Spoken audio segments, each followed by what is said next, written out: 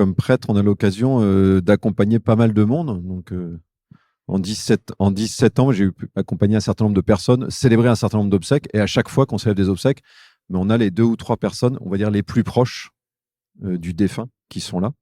Et c'est sûr que ce qui m'a frappé, c'est que vraiment de voir que souvent, le jour J, après, pendant les obsèques, on voit qu'entre les 2 ou 3 les plus proches et puis le reste des personnes présentes, c'est pas le même événement d'une certaine manière. Il y a une teneur très particulière. Voilà. Et pour ceux d'entre nous qui ont vécu ça, c'est pas la même chose d'aller à des obsèques ou de participer et puis d'aller à celle de son père ou sa mère ou un frère ou une sœur, quoi. Voilà. Donc c'est un événement, en fait, la mort d'un proche, c'est un événement rare dans une vie humaine. Voilà. C'est un père, une mère, un frère, une sœur, parfois un enfant, même si c'est inattendu, c'était ce qui vient de nous être dit là. Voilà. Et en même temps, c'est rare et en même temps, chacun de nous, nous y serons confrontés à un moment ou l'autre, sauf si nous sommes le premier à partir. Hein. Qu'est-ce qu'il y a de si particulier, voilà, à vivre cet événement de la mort d'un proche? La première chose qui me paraît important de méditer, et de sentir, de nommer, c'est que c'est une douleur unique qui se produit dans ces moments-là. C'est-à-dire que lorsque nous perdons une connaissance, vous voyez, je ne veux pas dire que toutes les semaines, j'entends parler de quelqu'un qui décède que je connais. Et lorsque nous perdons une connaissance ou lorsque c'est quelqu'un nous sommes relativement proches, nous pouvons être, vous voyez, attristés, émus, parfois compatissants en fait pour les plus proches, parfois choqués si c'est une mort un peu tragique ou très difficile, mais nous ne sommes pas atteints dans notre chair, quoi, j'allais dire. Alors que lorsque nous perdons un père, notre mère ou un très très grand ami, il y a une déchirure. Lorsqu'une relation s'est nouée avec quelqu'un au fil de notre vie, est-ce que cette personne disparaît? Eh bien, nous éprouvons un arrachement, on pourrait dire, un sentiment de vide aussi qui peut suivre. Voilà, les mots parlent d'eux-mêmes, c'est-à-dire s'il y a quelqu'un à qui je suis attaché, eh bien, quand on me l'enlève, c'est comme si on m'enlevait quelque chose une part de moi-même. Donc, ces événements qui sont rares dans notre vie, en fait, ils sont accompagnés par une douleur qui est unique. Et peut-être que la première chose vitale, c'est de reconnaître cette douleur hors norme, on pourrait dire, lorsqu'elle se produit. Et le fait que cette douleur hors norme est normale. Et en même temps, il est précieux, je pense aussi, de reconnaître que cette douleur, elle est unique, pas simplement par la rareté de l'événement, mais aussi parce que chacun le vit de manière souvent très personnelle et différente. J'ai un certain nombre de témoignages, vous voyez, de couples notamment, qui, lorsqu'ils ont perdu un enfant, en fait, ont été très déstabilisés à la fois par l'événement, mais aussi parce qu'ils vivaient les choses de manière parfois très différente. Et avec une difficulté à se retrouver sur le sentiment éprouvé, la manière de réagir, le besoin qu'ils sentaient intérieurement. Et ça dit aussi quelque chose de la douleur de la mort d'un proche quand elle est vécue. Je le vis, enfin chacun de nous le vit d'une manière aussi très personnelle. Voilà, donc il y a quelque chose d'unique et de particulier, et il est bon tout simplement de le reconnaître. Donc il y a cette douleur unique, et face à une douleur qui est si inconnue, c'est-à-dire que la première fois que ça nous arrive, c'est sans équivalent par rapport à quelque chose que nous avons connu avant. Donc il y a quelque chose d'inconnu, nous pouvons être très déstabilisés. Et comme souvent, face à des moments de déstabilisation, parfois nous cherchons à faire face, vous voyez, à reprendre la main, à garder une certaine maîtrise. Et en fait, il peut être bon de réaliser que la douleur ressentie, c'est une douleur, j'allais dire, non pas à éviter, mais c'est une douleur à vivre. Et ça veut dire, d'une manière assez simple, hein, vous voyez, vivre la douleur, ça veut dire s'autoriser à être submergé par l'émotion, à perdre la maîtrise de ce qui nous arrive, s'autoriser à pleurer, ne pas forcément chercher à résister ou à trouver des... Dans la vie de Jésus, l'évangile, on raconte, il y a tout un chapitre d'un des évangiles qui raconte le moment où Jésus est confronté à la mort d'un très proche, qui est un de ses amis, qui s'appelle Lazare.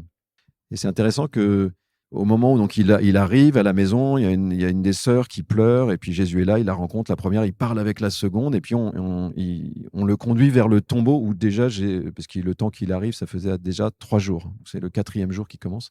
Et quand il arrive tout près du tombeau, on nous dit, en arrivant vers le tombeau, alors Jésus pleura. Donc Jésus, confronté à la mort d'un proche, on nous dit, il pleure. Et quelques instants après, donc c'est 2 versets plus loin dans l'évangile, on nous dit, Jésus fut repris de frémissement à l'intérieur de lui-même. Donc les évangiles décrivent de manière précise l'émotion qui submerge Jésus.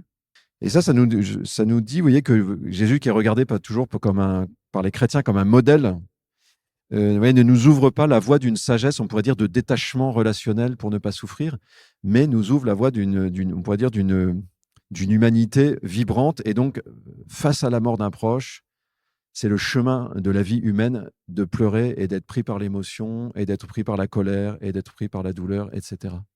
C'est notre chemin. Et la sagesse chrétienne, elle ne propose pas d'éviter ce chemin-là en cherchant à pouvoir se protéger, on pourrait dire, mais de traverser cette épaisseur de notre condition.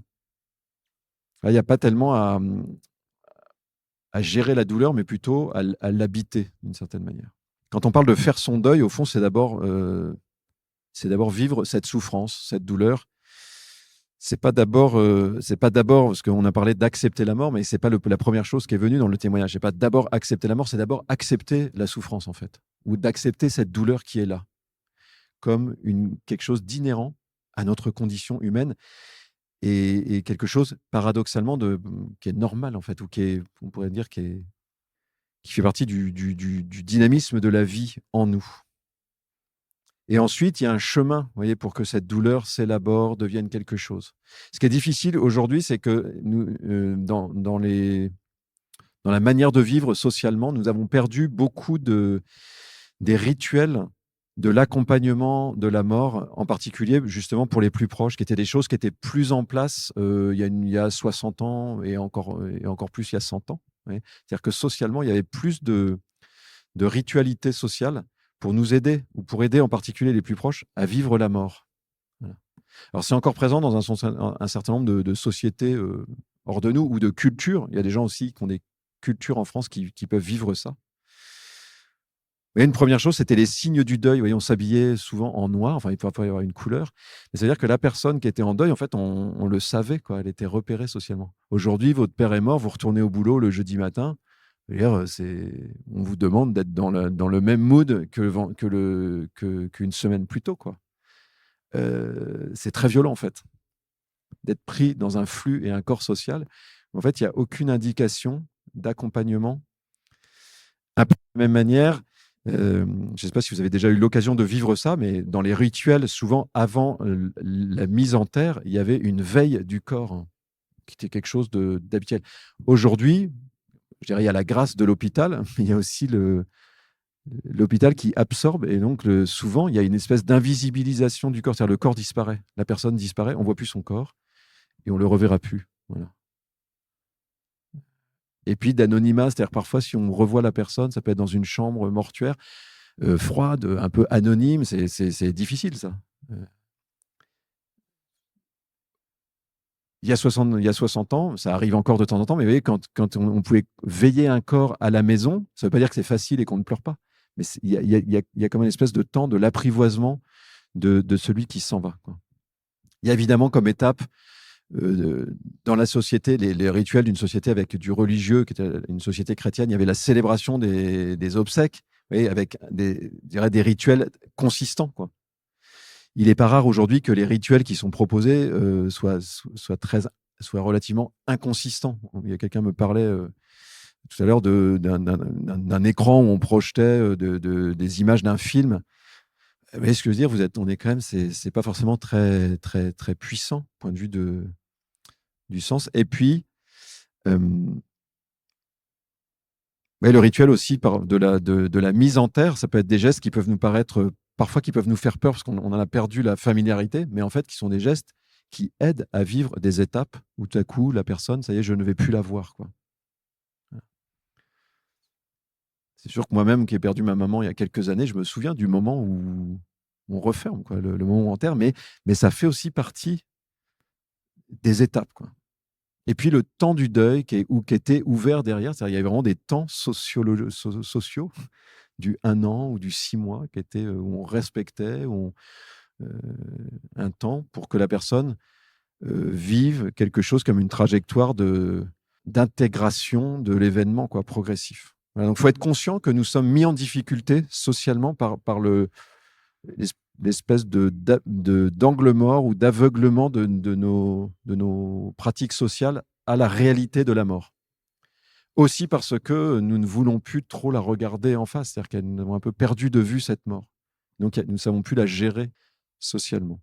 Je dis ça, c'est pas très aidant de constater ça, mais c'est plutôt pour nous encourager. Peut-être nous, si nous avons un collègue de travail, vous voyez, qui a perdu quelqu'un, peut-être avoir une attention particulière à dire, tiens, comment je vais pouvoir lui envoyer un signal que je sais.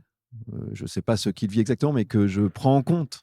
Et pour nous-mêmes, vous voyez, nous autoriser ce temps long du cheminement face à après ce traumatisme, de cette déchirure. Ne pas se laisser reprendre par l'injonction collective de tu dois te remettre en selle dans les 15 jours, quoi. C'est normal de prendre du temps, c'est un événement majeur. Et c'est un événement majeur pour la douleur que c'est. Et puis le deuxième point que je voudrais te donner, c'est l'événement majeur. Donc il y a une douleur à accueillir, mais il y a peut-être aussi, ça a été évoqué par Stéphanie dans son témoignage, une grâce à accueillir. C'est-à-dire c'est quelque chose d'unique du côté de la mort et de la douleur, mais aussi du côté peut-être, pour nous, de la vie. Dans quel sens? Je donne quelques pistes, mais c'est à chacun de, peut-être cette semaine, de méditer là-dessus. Peut-être spécialement pour ceux d'entre nous qui ont déjà vécu ça, parce que tant qu'on ne l'a pas vécu, bon, c'est difficile de phosphorer sur quelque chose qu'on n'a pas vécu dans sa chair. Et une chose est certaine, c'est que la mort d'un très proche, elle me renvoie à ma propre mort d'une manière unique. Vous savez, je peux voir des images de bombardements au Liban à la télévision. Donc je vois la mort, mais en fait, ça ne m'atteint pas de la même manière. Si je vois mon père ou ma mère sur un lit, ça me dit le réalisme. Tout à coup, je réalise ce qu'est la mort de manière beaucoup plus forte. Et la force de ça, positivement, c'est que ça me renvoie en fait au réel de ma vie. C'est que je suis mortel. Ça peut être angoissant, vertigineux, mais paradoxalement, ça peut être aussi vivifiant. C'est-à-dire que bien souvent, être confronté à la mort peut m'inviter à vivre mieux ou à mieux vivre. Il y avait des anciens qui l'avaient dans des siècles antérieurs. C'était quelque chose qui était parfois bien compris, ça, que d'envisager la mort pouvait m'aider à mieux vivre. Il y a un premier appel à vivre mieux. C'est-à-dire que je vais réaliser tout simplement la chance que c'est d'être en vie là ce soir, d'être là. Souvent, nous agissons comme si nous avions l'éternité devant nous et non pas comme si nous étions mortels et que nos possibilités de vie, en fait, ne sont pas indéfinies. Il y a un passage dans la Bible où Saint Paul, il dit « Le temps est court ». Donc, c'est un moment où il interpelle une communauté qu'il a visitée, puis il leur dit « Les amis, vous vivez comme si… Non, non, il dit « Le temps est limité, en fait. Donc, prenez des décisions consistante. » Donc, il est bon. Vous voyez, la grâce aussi parfois d'avoir vécu la mort d'un très proche, c'est que ça nous renvoie aussi à comment je veux vivre, moi. Comment je veux vivre. Personnellement, ouais, suite à la mort de ma mère, vous voyez, j'ai regretté quand même parfois alors même si on n'avait pas tout à fait vu venir sa mort aussi vite, mais malgré tout, j'ai regretté peut-être de ne pas avoir passé assez de temps avec elle, peut-être des choses qui n'ont pas été dites, etc. Et donc, je vois que ça fait bouger des choses dans la manière dont, même si c'est pas encore idéal pour moi, dans ma manière de le vivre, mais dans on pourrait dire le soin ou l'attention que je prends par rapport à mon père, qui a 93 ans, donc je ne suis pas dans l'idée qu'il va vivre forcément jusqu'à 113. Voilà. Vous voyez, d'avoir vécu quelque chose, peut-être me rend attentif à la préciosité, au caractère précieux du temps qui est encore là. Et ça, c'est quelque chose de très bon et de très beau, de sentir le poids, la qualité du temps qui est donné. J'ai souvent aussi entendu des personnes, mais dans les personnes accompagnées dans des préparations d'obsèques, quand on perd son deuxième parent, moi je réentends un homme qui me dit bah là j'ai l'impression vraiment ça y est, je suis en première ligne maintenant. Avant, il y avait les parents qui étaient encore là, on en parlait un peu dans le train tout à l'heure. Ça y est, maintenant je suis en première ligne. C'est-à-dire je prends le flambeau, il n'y a plus personne qui le porte devant moi, c'est moi qui porte le flambeau. Et un jour, c'est moi qui le transmettrai. Et donc, je sentais bien que cet homme, qui n'était pas spécialement croyant dans mes souvenirs, mais vous voyez, confronté à la mort de son deuxième parent, ça réveillait en lui, on pourrait dire, son sens humain fort de la responsabilité et des questions vraiment très fondamentales. Qu'est-ce que j'ai reçu et qu'est-ce que je veux transmettre? Ça arrive aussi, c'est des choses que j'entends aussi dans des préparations au baptême, quand les personnes, voyons, quand on a un enfant qui arrive tout à coup, on se repose parfois ce type de questions. On dit en fait, qu'est-ce que je veux transmettre? Et c'est vrai que la mort d'un proche, la mort d'un parent qui a été responsable de moi, peut parfois faire sortir un surcroît, on pourrait dire, de responsabilité. Et ceci est une bonne nouvelle. Qu'est-ce que j'ai reçu? Qu'est-ce que je veux transmettre? Et puis pour terminer, il y aurait d'autres choses sans doute à dire. Vous pourrez partager là-dessus. Ce qui me frappe aussi beaucoup, c'est l'expérience vraiment de quelqu'un qu'on a aimé, en fait, on va dire. Alors, parfois, on regrette de ne pas avoir assez aimé la personne, c'est fréquent.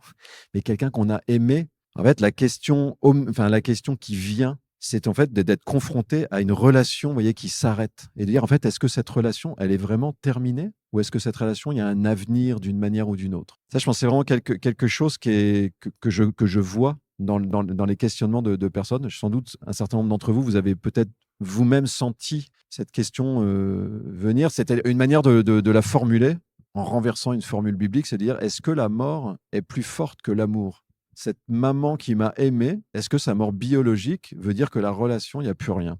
Et cette expérience-là, et la question qu'elle fait monter dans notre cœur, soit la question, on l'éteint parce nous sommes, je dirais, un petit peu, je ne sais pas comment dire, complètement désenchantés et qu'on se dit, bah, en fait, il n'y a plus rien. Soit nous pouvons parfois sentir que, en fait, cette question qui monte, elle ne sort pas de nulle part. C'est-à-dire que l'expérience qui a été faite de l'amour milite, dit quelque chose du fait qu'il y a qu'il y a un au-delà de notre condition simplement charnelle ici et maintenant.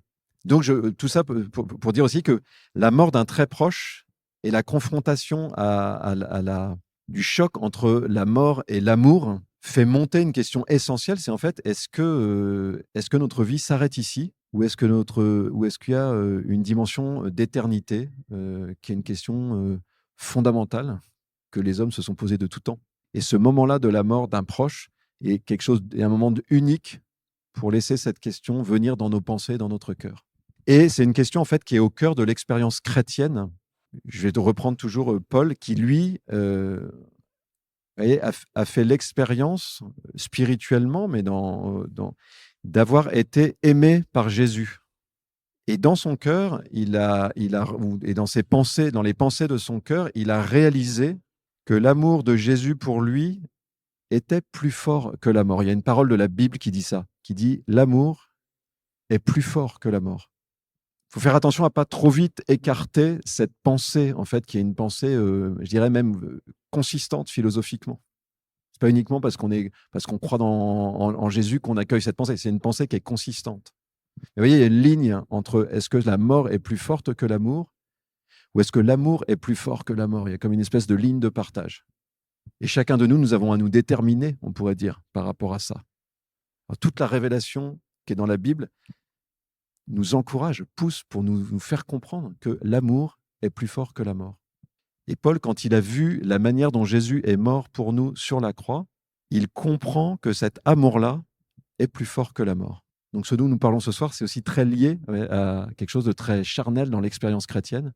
Il y a un amour qui a été tellement fort qu'il est comme une promesse d'un avenir. Et cette expérience-là, nous pouvons l'appréhender lorsque nous perdons quelqu'un de très proche.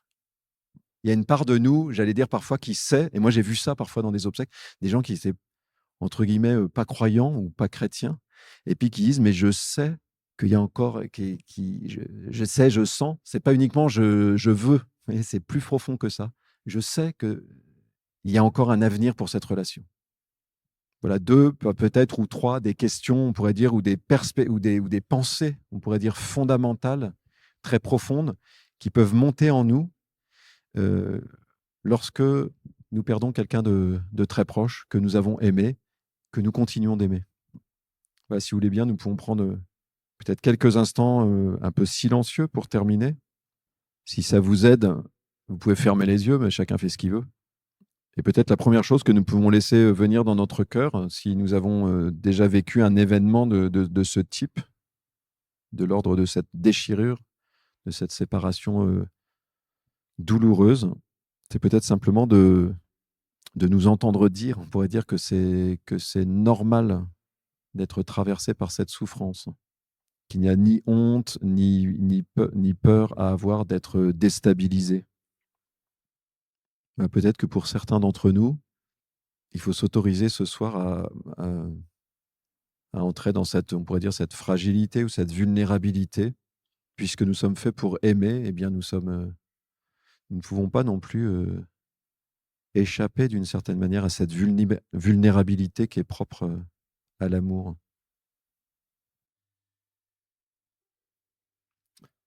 Voilà, j'ai le droit d'être en colère ou d'avoir été en colère. J'ai le droit d'être triste ou d'avoir été triste. J'ai le droit d'être abattu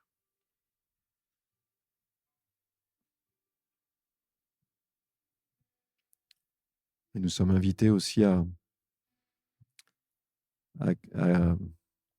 consentir à ce chemin,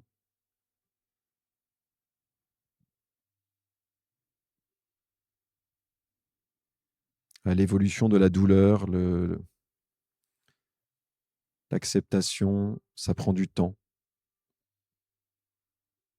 et je dois me accepter que je ne maîtrise pas ce temps du deuil.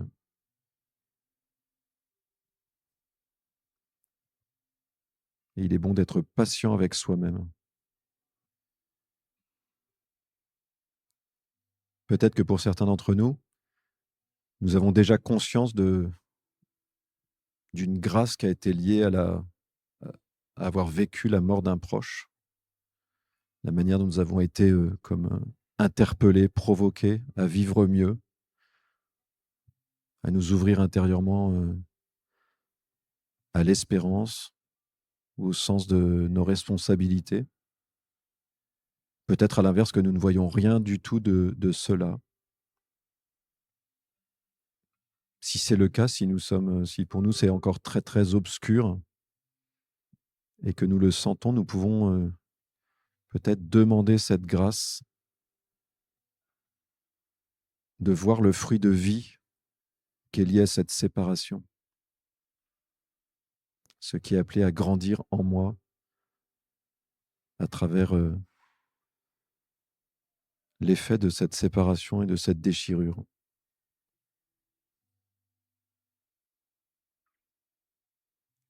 Viens Saint-Esprit, viens Esprit de consolation, viens Esprit de discernement. Fais-nous voir les semences de vie qui sont en nous, ce qui veut grandir en nous.